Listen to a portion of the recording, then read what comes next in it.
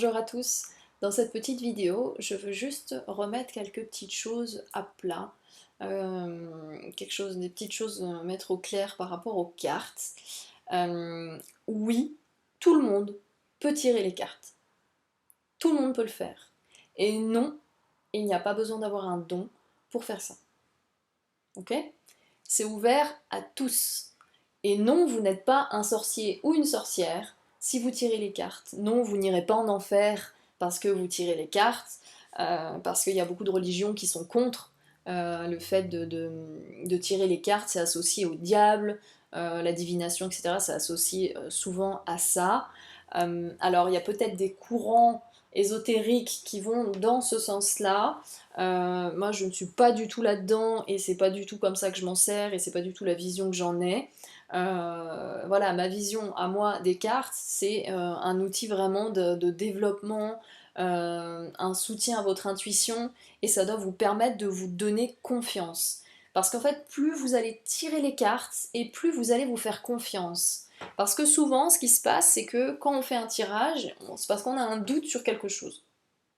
On doute sur une décision à prendre, mais finalement, ces réponses, elles sont déjà en nous, elles sont déjà là. Donc ce qui se passe, c'est que quand on va prendre par exemple, en lien avec le sentimental, puisque ça c'est le point fort des cartes souvent, hein, c'est souvent pour ça qu'on tire les cartes ou le travail, et ben au fond de nous, on connaît la réponse. D'accord? Souvent, mais on n'en a pas forcément conscience, on ne veut pas se l'avouer. Et le fait qu'on tire les cartes et que les cartes, ben, souvent elles nous confirment ce qu'on a au fond, bah, ça va nous aider. Ça va nous aider à aller dans une direction qui nous correspond. D'accord? Ou alors, comme je disais dans d'autres vidéos, ça va permettre aussi de se dire, non, là, la carte, elle me dit, bah, soit je rester avec cette personne, ou soit bah, qu'il va y avoir une rupture. Alors, attention à l'ego et au mental, là, je parle de vivre ce qui vibre à l'intérieur au plus profond de vous, hein. Je parle pas de votre mental, d'accord? Je parle de ce qui vibre à l'intérieur. Si on vous dit rupture, à l'intérieur, il y a un truc qui résonne pas juste. Et vous dites, non, mais en fait, moi je sais, voilà, je sais.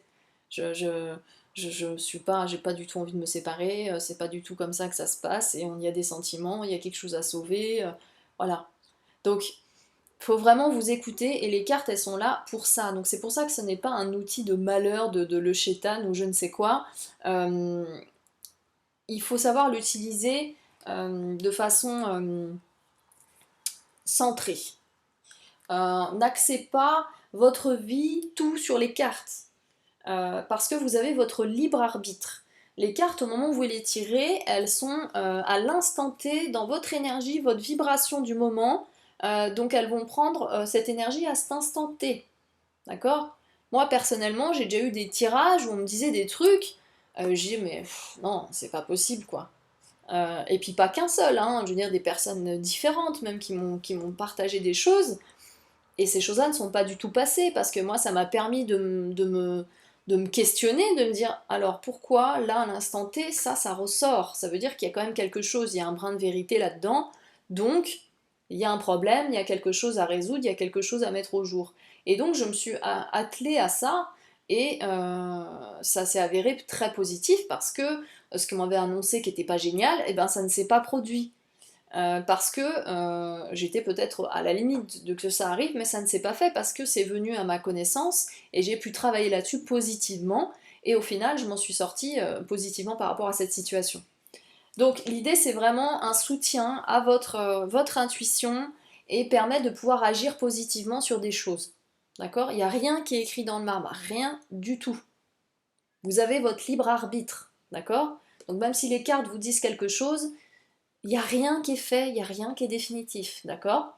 Après, elles peuvent vous annoncer des choses aussi qui, sur le moment, vous paraissent peut-être pas géniales, mais qui, quelques temps après, vous diront ouais, bah si j'étais pas passé par là, j'aurais pas rencontré telle personne. Si j'avais pas été licenciée, j'aurais pas trouvé ce job qui finalement me correspond mieux, j'aurais pas rencontré telle personne, etc. Ça fait une boule de neige après, hein. Donc parfois dans la vie, il y a des événements, on se dit oh là là, c'est horrible. Mais la vie, elle nous apporte ce qu'on est capable de supporter déjà, et c'est surtout pour nous faire grandir. Donc parfois il y a des événements annoncés qui sont pas géniaux et c'est pour votre bien finalement par la suite. D'accord? Donc les idées reçues, voilà, on casse on casse le cou aux idées reçues. La caravane de Madame Irma du film français là, avec, j'ai plus les noms, hein, les clichés de ça, on en est loin maintenant, c'est fini tout ça. Vous pouvez trouver des oracles dans énormément de magasins. C'est plus tabou, c'est pas du tout, ça devient même tendance, c'est même presque une mode.